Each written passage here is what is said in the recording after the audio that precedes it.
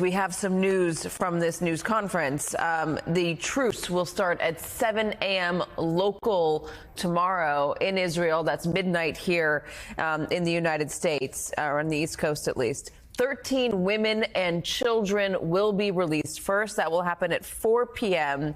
Israeli time, 9 a.m. Eastern time here in the United States. There is a list of who these women and children are. The Israelis have been notified who they are, and the Prime Minister's office has said those families are being notified.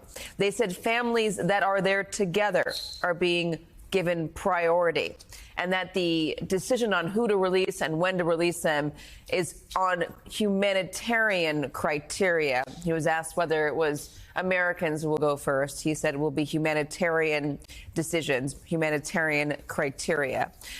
Joel Rubin is still with me. Can I ask you, Joel, first about this word truce that keeps getting used? At first, I thought when I saw this that it was just a translation issue, because truce in English means an end to hostilities. It has a lot of significance. We've been hearing pause. It sounds like it's more of a pause, a limited ceasefire, a 4-day ceasefire, not a truce. Why are the Qataris insisting on using the word truce?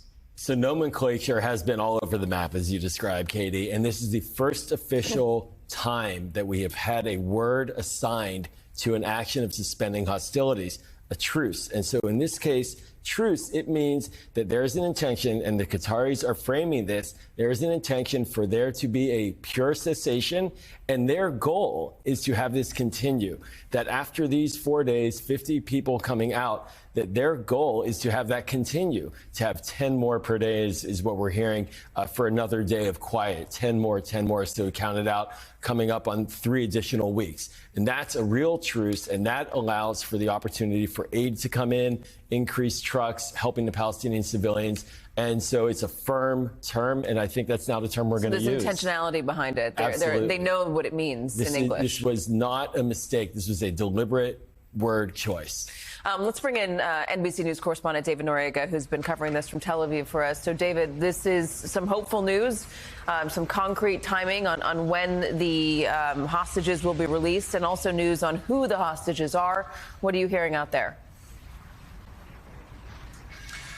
Yeah, Katie, this is truly a huge moment. This is, it's still not exactly the moment that the families have been waiting for. That moment will not come until they are actually physically reunited with their loved ones, but it is a huge step forward. I should add, too, that we're hearing this not only from the Qatari Foreign Ministry, we've gotten confirmation of this also from Hamas itself, from the Al-Qassam Brigade specifically. They've confirmed those core details in terms of the timing, in terms of the 13 hostages, in terms of the allowing in of aid trucks. They're saying specifically 200 aid trucks and 4 trucks of fuel per day. That's Hamas.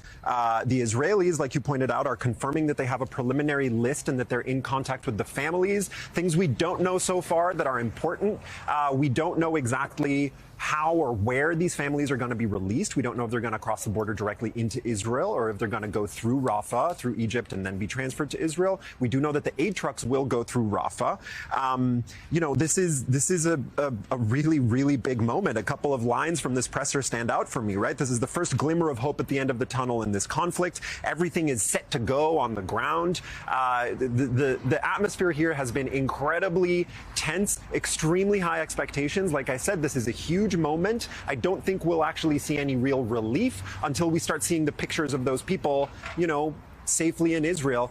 Lastly, last thing I'll say, other big piece of information conspicuously absent from this press conference is basically anything having to do with the release of Palestinian prisoners. We don't know where that will happen. We don't know where they will go. We don't know who will be facilitating those releases. That is a big missing piece of the picture right now. We need all parties to this negotiation to fulfill their end of the bargain for this to not collapse from one moment to the next. We're all going to be watching this very, very closely over the next few hours. He also said that it would happen concurrently, even though we don't have detail on how it's going to happen. There was a mention there that the release of the Palestinians would happen at the same time as the release of the Israeli hostages, right? Right. Yes. And Hamas has also said that it'll be happening at a sort of ratio of 3-to-1. Right. So for the 13 first hostages released in the first day, there will be 3 Palestinian prisoners for each of those 13 hostages. That's per Hamas. And then, we also don't know the information we have applies really to the first day. The lists that both parties have shared with one another and with the mediators are not the full list of the 50 hostages and 150 prisoners. It's just the 13 hostages and the concurrent Palestinian prisoners on the other side. Katie? David Noriega, thank you very much. Joel, I'm going to give you the last word before we take a break. Can we talk about Bill Burns, the CIA director, who is not there now but was in the region trying to facilitate this? How much of a role did he play? The essential American. He's the central negotiator, one of the great diplomats of our time, now running the CIA. He has the trust of the Israelis, of the Qataris. He understands the region well. He was our ambassador to Jordan in the previous post. Without him, I don't think this deal gets done. He understands how to pull things together. He has the levers at his disposal, and without a doubt, the trust of the president. Do you think this is a turning point?